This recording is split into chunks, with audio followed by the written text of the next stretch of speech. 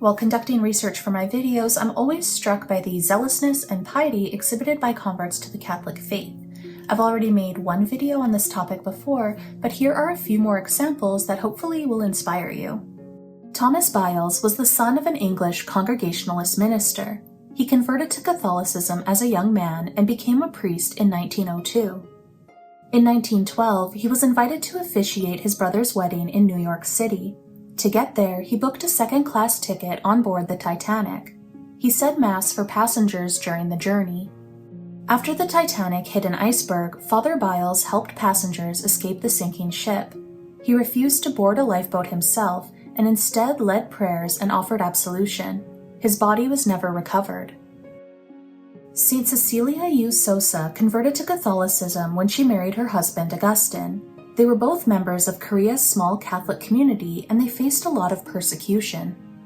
After her husband's martyrdom in 1801, Cecilia and her two children, Paul and Elizabeth, worked tirelessly to encourage their fellow Korean Catholics.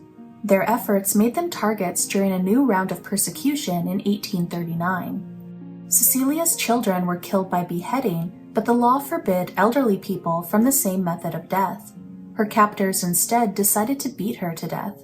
She was 78 years old. Venerable Cornelia Connelly was an American Presbyterian woman whose husband converted to the Catholic faith. Cornelia followed her husband into Catholicism, but he then decided that he actually wanted to become a priest.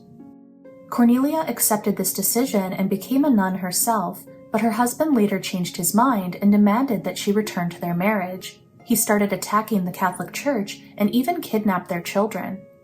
Through all of this, Cornelia refused to abandon the Catholic faith. She missed her children terribly. She founded an institution to educate young children and stated that it was founded on a broken heart. Samuel Henderson, known as Uncle Sam or St. Peter's Sam, was an American man who was born into slavery.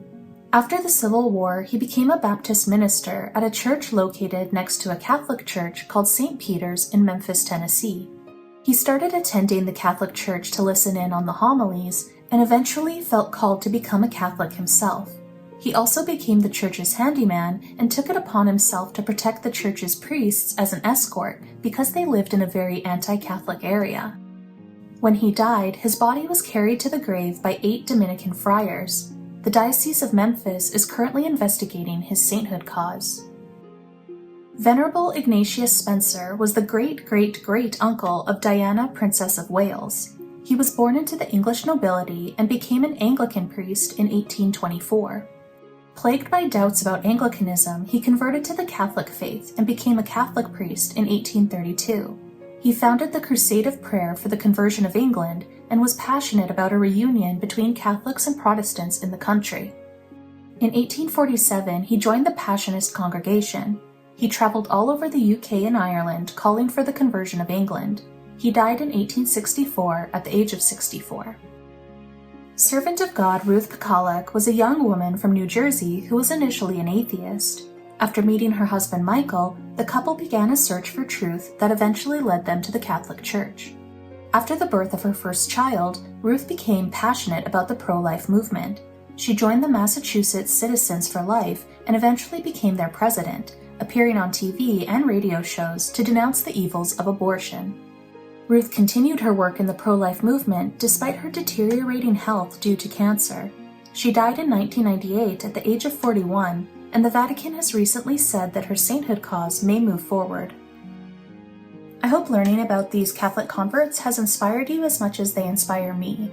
I think that their zealousness and devotion to the faith definitely makes them great role models.